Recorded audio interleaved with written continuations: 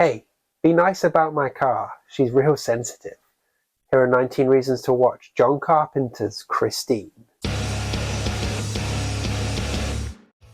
Hi everyone, welcome back to my channel. I'm Dave Musson, at Dave Musson on Instagram, and this is a place where I talk to you about all things Stephen King. Now in this one, we're back on the trawl through the movies and adaptations of Stephen King's work, and we're looking at the 1983 John Carpenter directed movie of Christine, the third King adaptation to be released in 1983 on its own, and the adaptation of the 1983 novel of the same name by Stephen King. So we'll get into 19 reasons to watch that in a moment, but just a couple of things to plug for you first.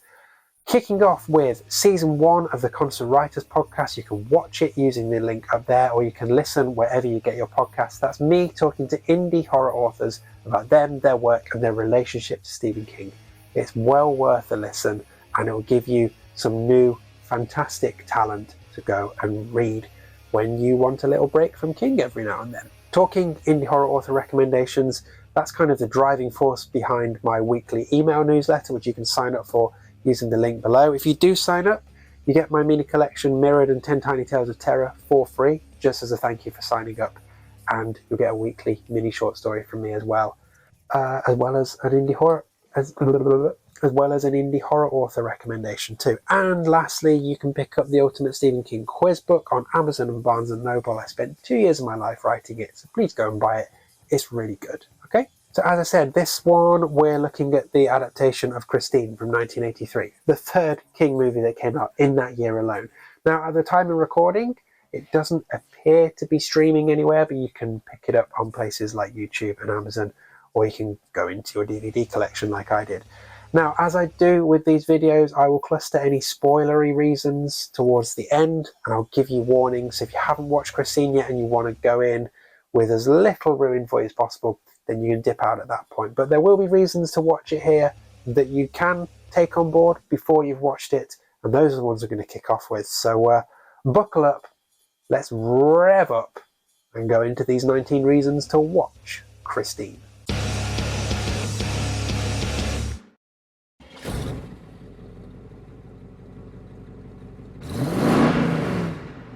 So I've fallen into a bit of a habit of starting off with like the headline reason, assuming some people will dip out after one. And I like it. I'm going to stick with that. And the headline reason for Christine is the fucking car. I mean, I am not a petrol head. I do not know anything about cars, and I do not give a shit about cars. But Christine, when she's on screen, I feel all kinds of things. When I see her rolling round, I'm captivated. Cannot take my eyes off her. When I see her headlights pinging out of the blackened night sky, rolling towards me, I'm fucking terrified. It's easy to see why Christine has become a cult icon, and yeah, she is a red and white fucking legend. Actually, talking cars, it's worth noting that a significant chunk of this movie's budget, 15% I think I read, was actually spent on buying 28 different cars to play the role of the 1958 Plymouth Fury Christine. 28. And only 2 of them made it out alive. What is it about that car, huh? Sticking with cars, conscious of not spoiling too much here, but the practical effects around the cars here, fucking outstanding. Worth watching this movie alone. Plastic replicas, pumps, pistons, things being filmed in reverse. Basically, if it were done now, it'd all be CGI and it'd be complete and utter gash.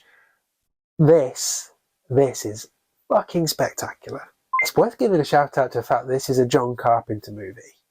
So by this point, when we look at the first 6 years of King adaptations, just 6 years, he's had Carpenter, Kubrick, De Palma, Cronenberg all adapt his work in those first 6 years. Pretty fucking impressive.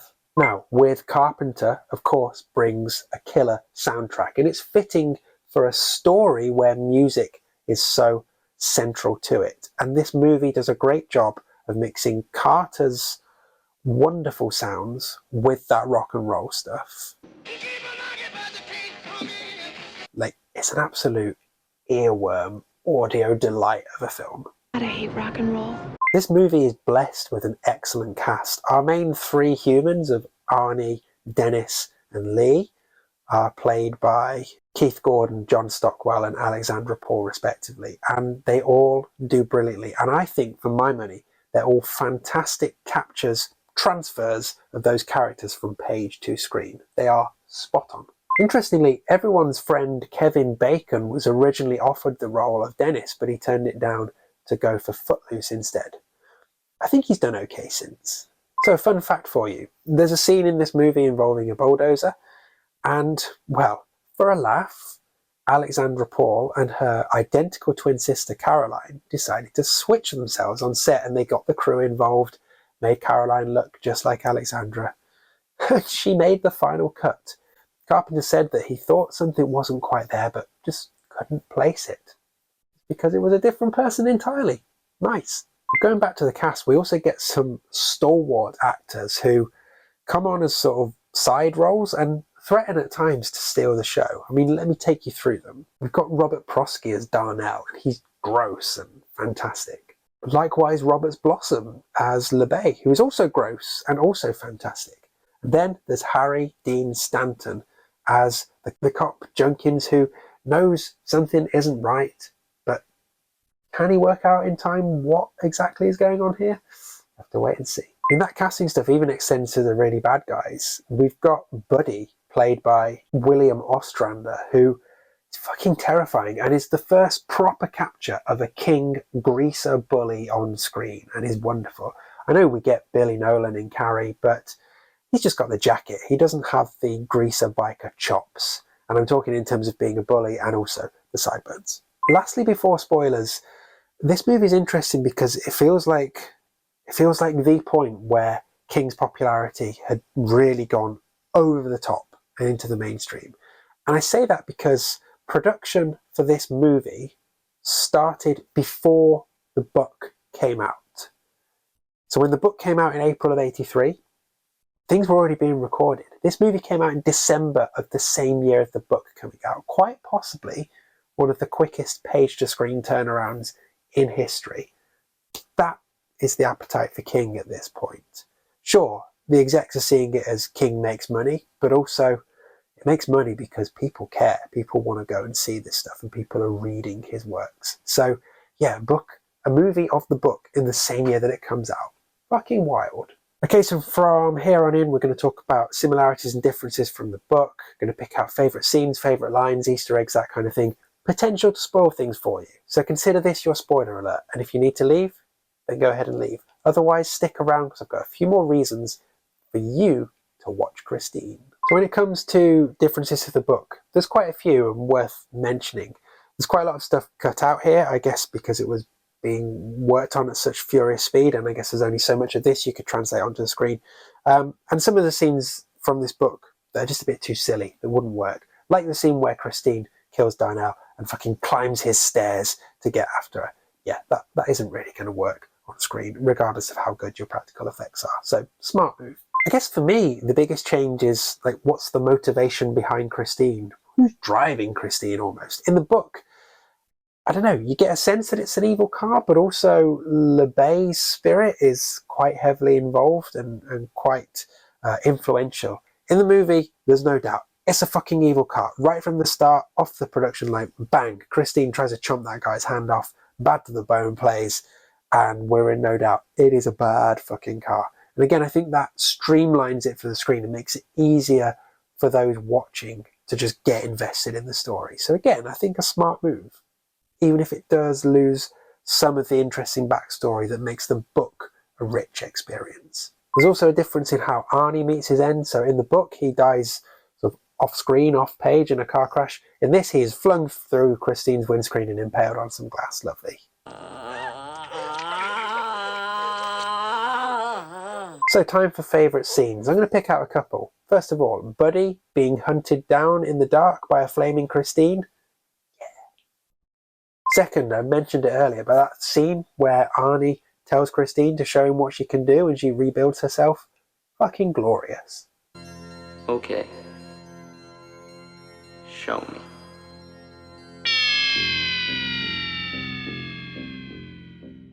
As for my favourite line, well, it's got to be Arnie talking about how sensitive his little car is, right? You wanna watch recall my car. It's real sensitive.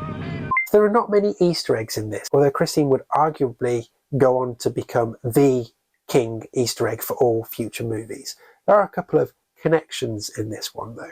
So Carpenter was actually meant to do 1984's Firestarter. He got pulled from that, but eventually ended up doing the soundtrack for the 2022 remake, and Harry Dean Stanton would go on to appear in The Green Mile, which also happens to have two characters that were named after him. Fun. So finally, while the car is ultimately the star of this one, I think, just like in the book, Carpenter does a pretty good job of capturing just how messy high school relationships are. It's that transition period between child and adulthood. People are going off in different directions, people are realizing they like different things, and it can get complicated. And that comes through in this movie. And it's all set against a backdrop of a killer car and a killer soundtrack. Nice. I like that. So there we go, 19 reasons to watch John Carpenter's Christine. Let me know what you think in the comments. Let me know what your favourite bits are, all of that kind of stuff. And don't forget to go and check out some other stuff. So I'm on Instagram at Dave Musson. Come say hi. You can check out the Constant Writers podcast here on YouTube or wherever you get your podcasts. You can sign up for my newsletter. You can get my little collection for free, and you can buy my quiz book, and that will make me feel very warm and nice inside. And you can test your knowledge of Stephen King whenever you like, including questions on John Carpenter's Christine, or indeed the book Christine. And if you want to see my 19 reasons to read Christine, then hit that link up there, and you can do exactly that. You come back again soon, because next time we're talking about the movie that, at time of recording, has spawned 7 million sequels.